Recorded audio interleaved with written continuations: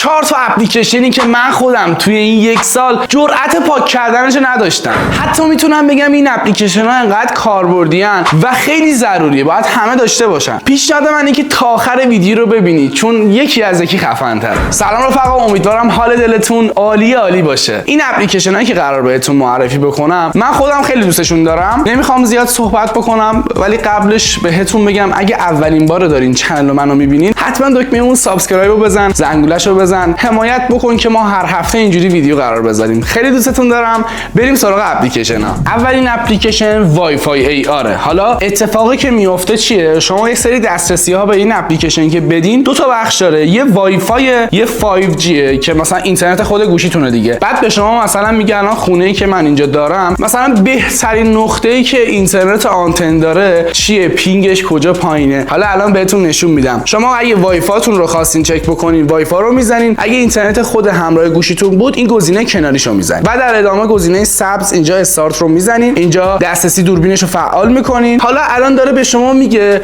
توی محیط یه ذره بچرخین. حالا ببخشید من که اینجوری بلند شدم میخوام بهتون نشون بدم کامل داستان چجوریه. من حالا یه دوری بزنم کل محیطتون رو نشون بدین تا من نگاه کنین. الان من بشینم راحت به من میگه بهترین جایی که آنتن دارم کجاست. من میتونم بچرخم و کلی از محیط رو ببینم. حالا ویژگی هاش چیه؟ اینجا سیگنال رو داره. مود بعدیش حالا پینگ رو میتونین شما نگاه بکنین، ولی کلی قابلیت داره. حالا شما کل محیط خونه یا اون لوکیشن هایی که هستین رو بچرخین دقیقاً بهتون میگه کدوم نقطه بهترین اینترنت، بهترین پینگ رو داره. مثلا این خوراک گیمراست، میتونین برین مثلا توی نقاط مختلف شهرتون یا حتی خونه بچرخین ببینین کدوم لوکیشن خفنه، بشین دور همی گیم بزنین. خلاصه عشق. اپلیکیشن بعدی اسمش اسپاشیال تاچه. درست دارم میگم؟ وقتی روش ضرر بزنین شما وارد اپلیکیشن میشین. این اپلیکیشن بیشتر کاربردش اینه که شما بدون دست گوشیتون رو کنترل بکنین. خیلی باحاله. شما فقط کافیه وارد این اپلیکیشن که شدین دسترسی دوربین رو بهش بدین، همونجوری که من دارم دسترسی میدم. اینجا دوباره اگری رو میزنین،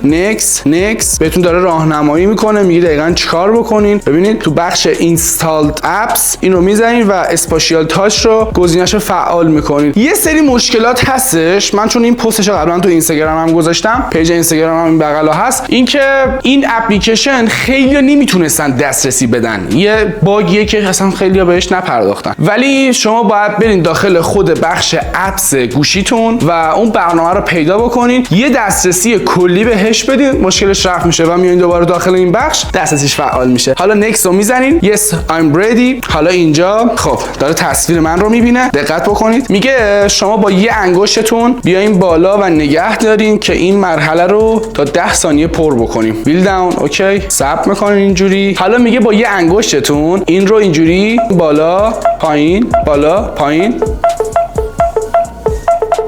به همین سادگی. حالا میگه 2 تا انگشتی این کار انجام بدین. اینجا هم میتونید سرگرم بشین. خلاصه حالا این از این داستان. این بخش جذابش رو نگاه بکنین. داره به شما میگه شما میتونید روی پلتفرم های یوتیوب، اینستاگرام، ریل، شورت، تیک تاک و بقیه 10 تا پلتفرم رو میتونید شما استفاده بکنین و عشق بکنین دیگه. همین. حالا من میرم وارد اینستاگرام میشم و میخوام برای شما تست انجام بدم. یکی از پستامو میارم، نگاه کنید. دستمو روش نگه دارم بدم بالا، یه بار دیگه میره بالا. نگاه میره بالا. حالا فکر کنم 2 تا انگشتمو نگه دارم اینجوری به سمت پایین، به سمت بالا میره. اون به سمت پایین میاد، اون به سمت بالا. 2 تایی رو نگه داریم به سمت پایین، یه لایک میاد اینور، میبرین اونور، ولش که میکنین. بذار یه بار دیگه تست بکنم. لایک کرد، دیدین؟ خیلی باحاله. حالا توی یوتیوب هم شما همین کارا میتونید انجام بدین و این اپلیکیشن هم اینجوریه که شما بدون دست با گوشیتون کنترل میکنی. درسته؟ آره دیگه، بدون دست با گوشیت کنترل میکنی. حالا بریم سراغ اپلیکیشن بعدی.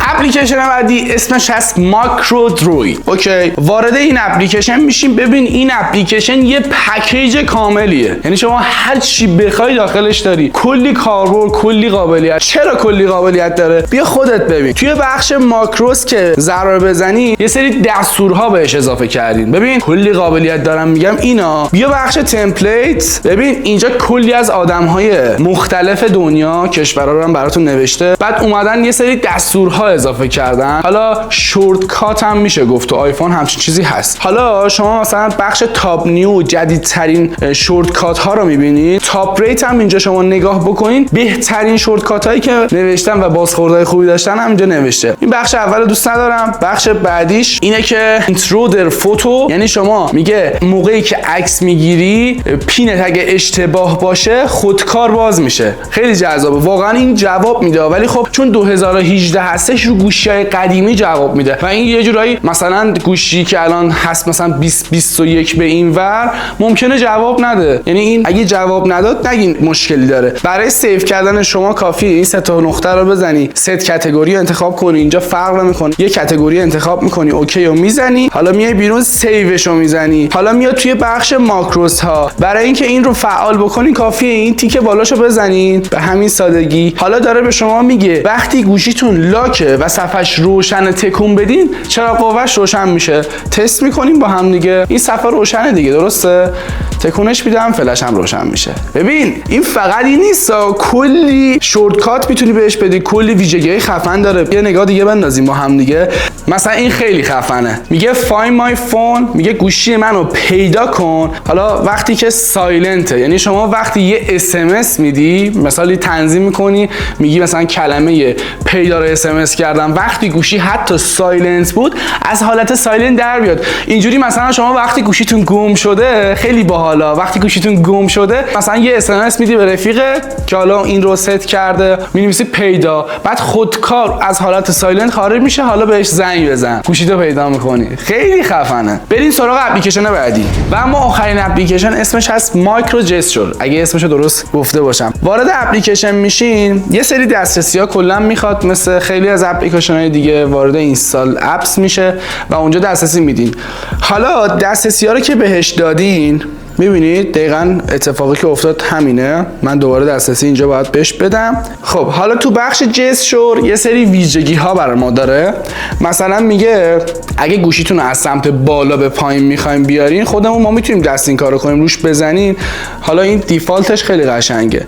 مثلا میگه چه اتفاقی بیفته، شما مثلا اکشنی که میخواین رو میتونین نشون بدین، مثلا نوتیفیکیشن بیاد یا مثلا وارد هوم بشه یا بک بخوره یا هر چیزی. ولی من همین دیفالتش رو بهتون توضیح میدم. حساسیت این پایین هم شما میتونین کم و زیاد بکنین که همین 10 خیلی نرماله. مثلا الان از سمت بالا به پایین بکشم نوتیفیکیشن میاد. این از این داستان. گوشیمو چپ خودم اینجوری کنم بک میخوره، میبینید نوتیفیکیشن میاد بک میخوره، به همین سادگی. گزینه پایینیش هم خیلی جالبه. مثلا گوشیتون رو کامل به این سمت بچرخونین، من از قبل اینستاگرامم آماده کردم، اینستاگرام هم میاد، یا شما هر پلتفرم دیگه ای رو هم میتونین انتخاب بکنین. و گزینه پایینیش هم اینجا ویبره و حساسیتش رو بهتون نشون میده که میتونین باز کم و زیاد بکنین. توضیحات دیگهش خیلی به کار نمیاد، ولی خب چیزی بود که این خیلی اپلیکیشن رو جذاب میکرد. ولی در کل نظرتون رو داخل کامنت ها به هم بگین و دوست دارین توی پارت های بعدی هم همچین اپلیکیشن های خفنی بهتون معرفی بکنم، حتما به هم بگین. خیلی دمتون گرمه اگه تا اینجای ویدیو نگاه کردید. مثل همیشه ماچ به کلتون. تا ویدیو بعدی، فعلا خدا نگهدار.